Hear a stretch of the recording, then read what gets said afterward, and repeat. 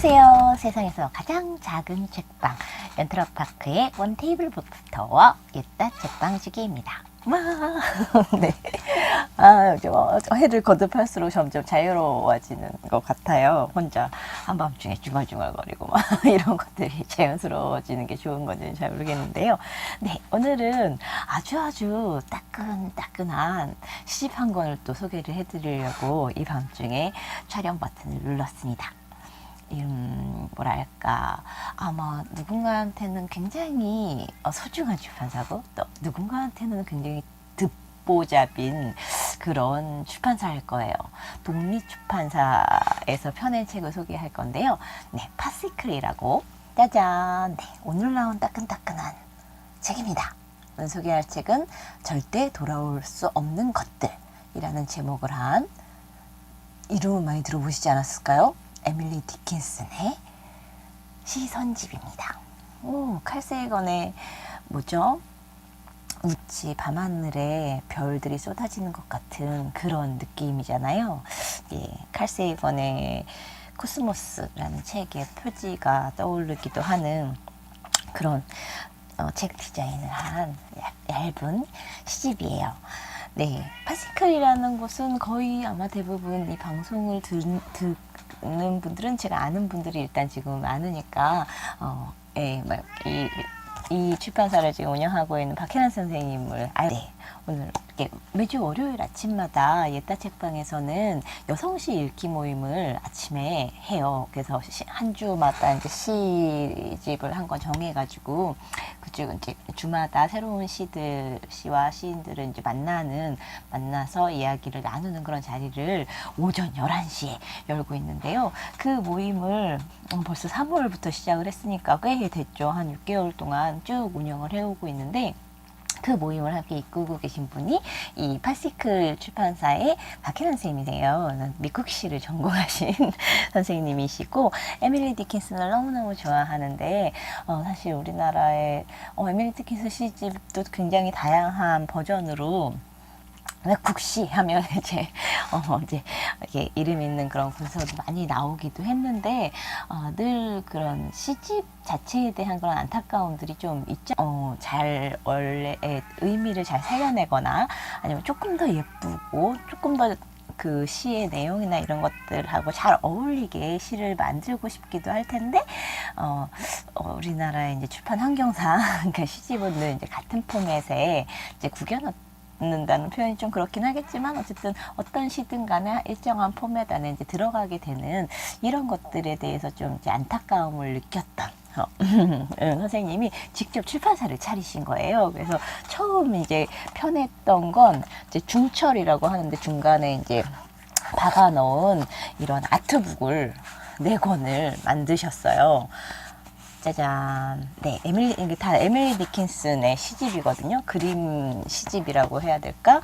아트북으로 이제 들어가게 되는 그런 시인데, 이렇게 막 시들이 막 있고, 종이도 되게 두껍고 소중한 것. 예, 이렇게 신혜원 선생님의 사파 그림과 같이 이렇게 실은 그런 시집을 한 챕터라고 해야 되나요? 한 묶음 단위로 해서 한 권 한 권 이렇게 만들어서 이렇게 막 누군가한테 선물하기 좋으라고 봉투에 이렇게 메모도 이제 써놓을 수 있게 이렇게 해서 한 권당 이렇게 만들어 주셨었고요.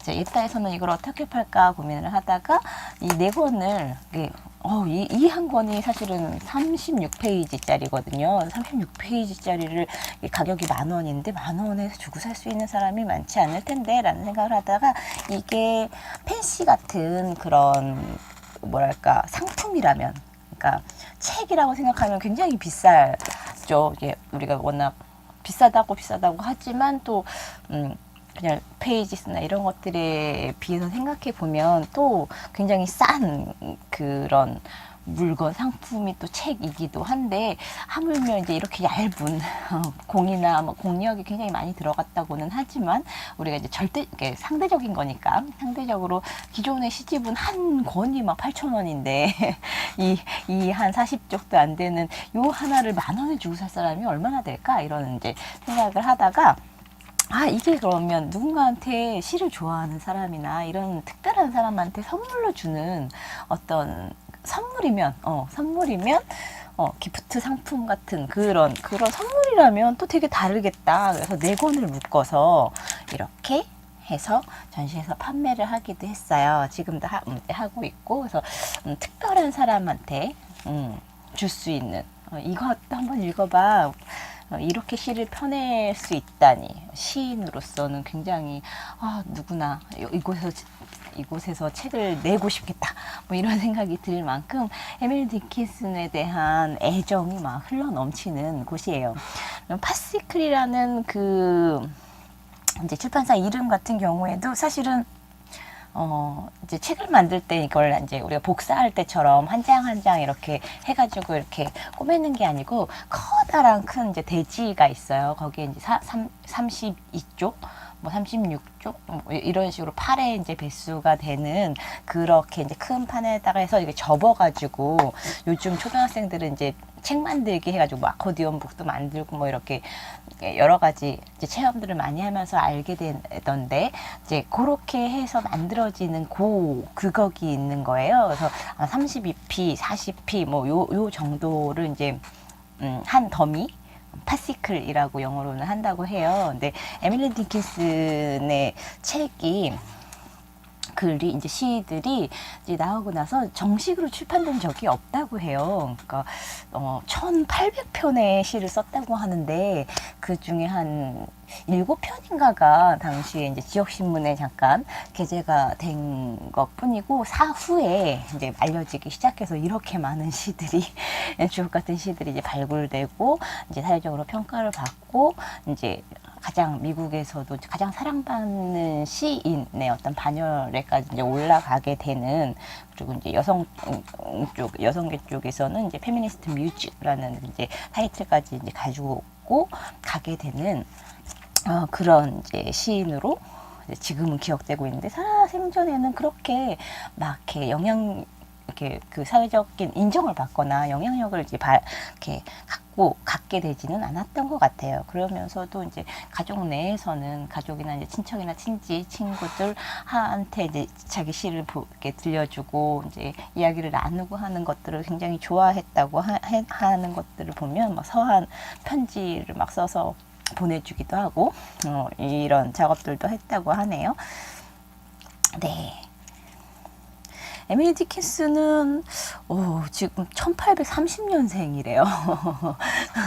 지금 2018년이니까 지금으로부터 한 200년 가까이, 200년에서 12년이 빠지네요. 182년 전 사람이었던 거예요.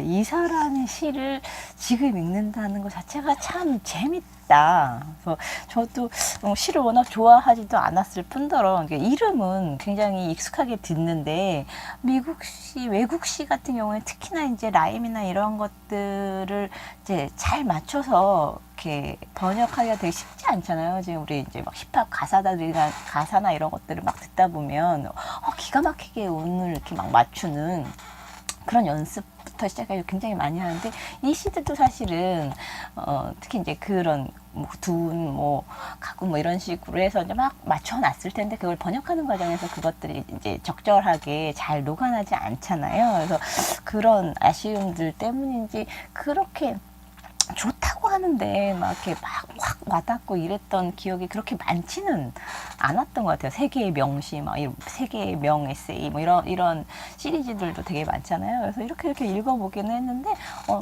에세이나 이런 건 어쨌든 스토리가 있으니까 쭉, 이런 얘기구나. 재밌다 하면서 쫓아간다고 하면 시는 약간 좀 많이 달랐던 것 같아요. 근데 이제 이 작가에 대해서, 이 시인에 대해서 너무너무 사랑하는 한 독자이자 연구자이자 번역가인 한 분에 의해서 탄생한 이 시집들이 참 되게 귀한 것 같아요. 작은 서점, 이제 옛다 책방 같은 이렇게 작은 서점, 동네 책방 이런 곳에서는 유통이 되고 있는데, 지금 예스24나 교보나 알라딘 같은 곳에서는 아직 구입을 할 수는 없어요. 그래서 꼭 이 책이 이 책을 구하고 싶다 그러면 예따로 오시면 됩니다.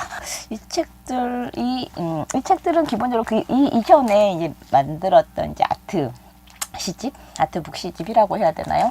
이 책들 네 종류에서 이제 담았던 그 시들을 각각 하나의 챕터로 구성을 하고 있고 또 그만큼의 또 시를 덧붙였어요. 그래서 총 8개의 장으로 이제 선생님이 고르셔서 번역을 해서 묶어낸 그런 책이고요. 여기에 이제 그림 시집으로 나왔던 거는 멜로디의 섬광이라는 책과 어떤 비스듬 빛 하나, 그리고 바람의 술꾼, 장전된 총. 이 제목의 시가 좀 많이 널리 알려진 시 중에 하나라고도 하셨어요. 그리고 여기에 이제 덧붙여서 이 책에 다시 이제 새롭게 수록한 곳 중에 하나는 풀밭 속 가느다란 녀석이라는 이제 챕터를 하나 만드셨고, 가능 속의 사라, 그리고 희망이란 깃털 달린 놈이라는 챕터, 그리고 표제가 되기도 했던 절대 돌아올 수 없는 것들이라고 해서 이제 8개의 장으로 해서 묶어내셨어요. 근데 에밀리 디킨슨은 원래 시의 제목을 이렇게 써서 우리 보통 시 하면 제목 딱 있고 밑에 주주게 들어가잖아요. 근데 제목을 쓰지 않았대요. 모든 시에.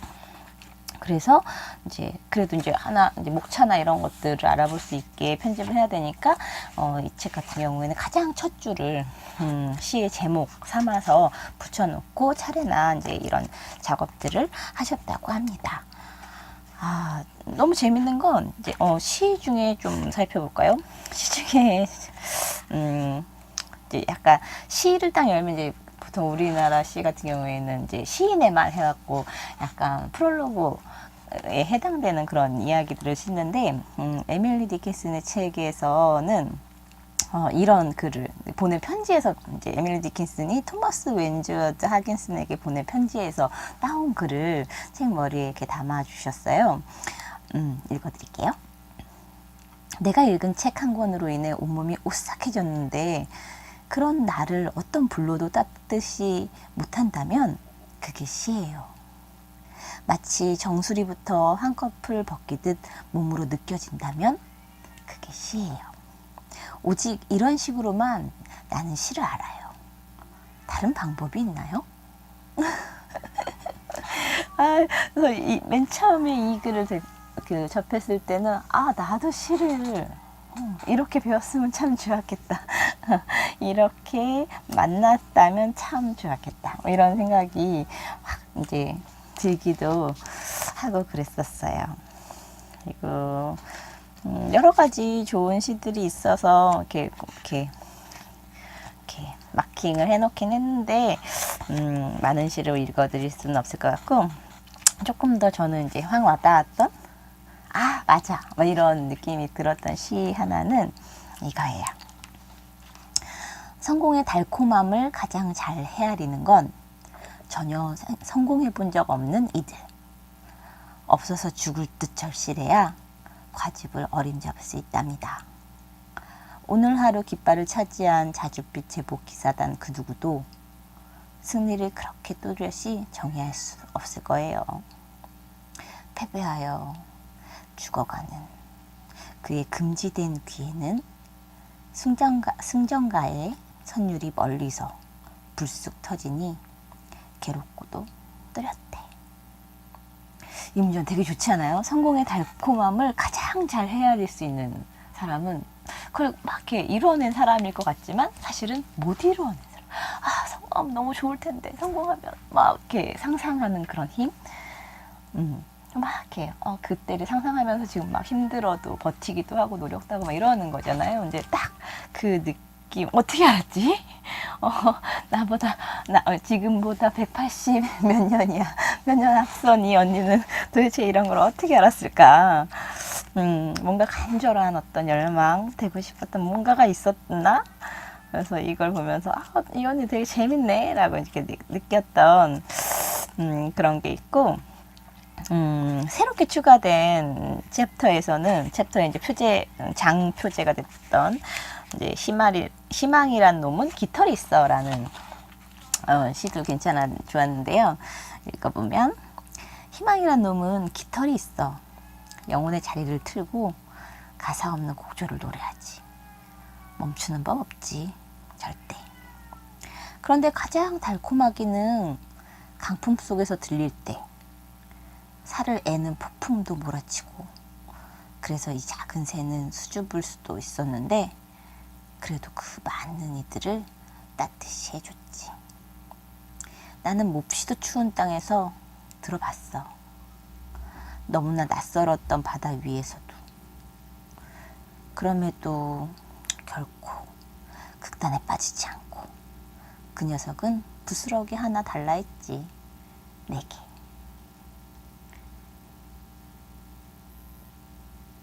재밌잖아요. 이 여운이 주는 느낌이실 텐데 희망이라는 것들은 절망 속에서 피어난다고 할까요? 조금 진부하게 표현하면 그걸 이렇게 표현해내는 시인이 참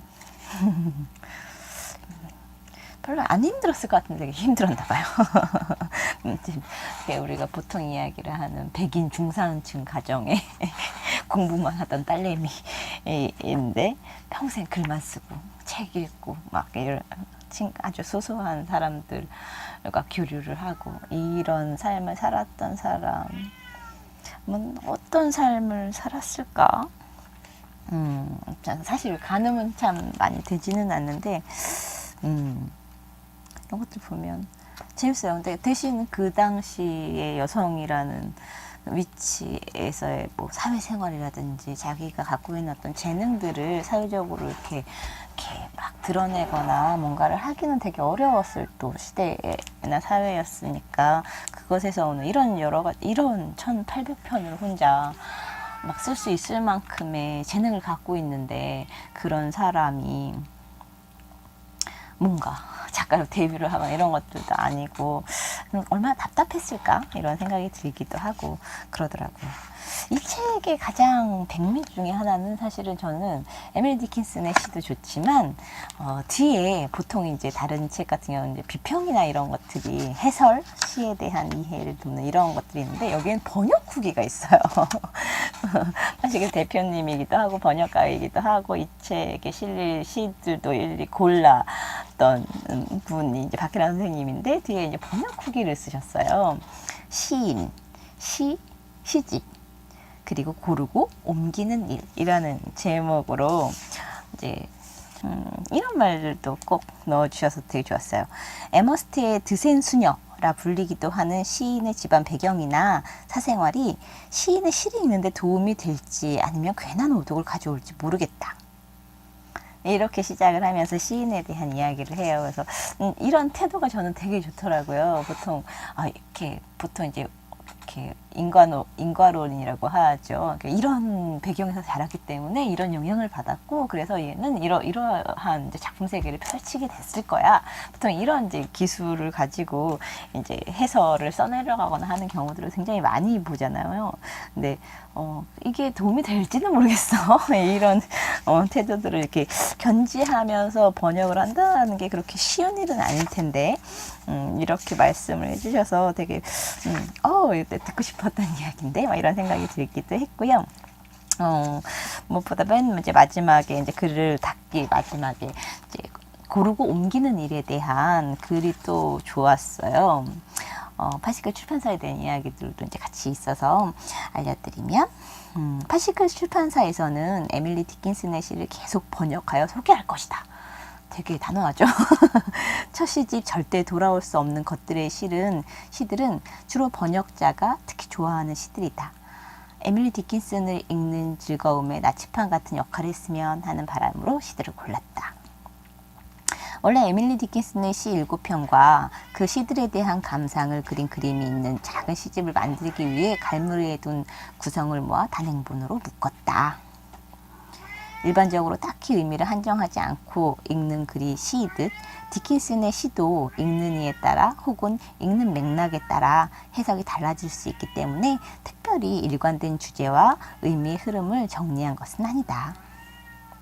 이렇게 하면서 쭉 이야기를 풀어나가고 계세요. 누군가를 좋아한다는 건, 어떤 작가를 좋아한다는 건 책으로 엮어내고 싶을 만큼의 뭔가를 만들어내는 건가? 이런 생각도 문득 하게 되기도 하고, 네, 오늘 나온 10월 16일자로 나온 아주 따끈따끈한 책을 받아들고, 아마 우리나라에서, 국내에서 제가 가장, 냈다 책방이 가장 빨리 받았을 거예요. 받고 또 시를 월요일 아침에 시 읽는 언니들과 또 나누고 서로 막 또 축하도 하고 잘 읽겠다고 감사의 고마움의 마음도 표시했던 그런 아침을 이렇게 보냈어요. 그래서 특별한 시여서 오늘 꼭 막 정리되지 않은 이야기지만 네, 주절주절 해봤습니다. 네, 일반 서점에서는 아직 만나보기 어려우실 거고요. 네, 예따에 오시면 만나보실 수 있습니다. 네, 절대 돌아올 수 없는 것들. 에밀리 디킨슨이었습니다.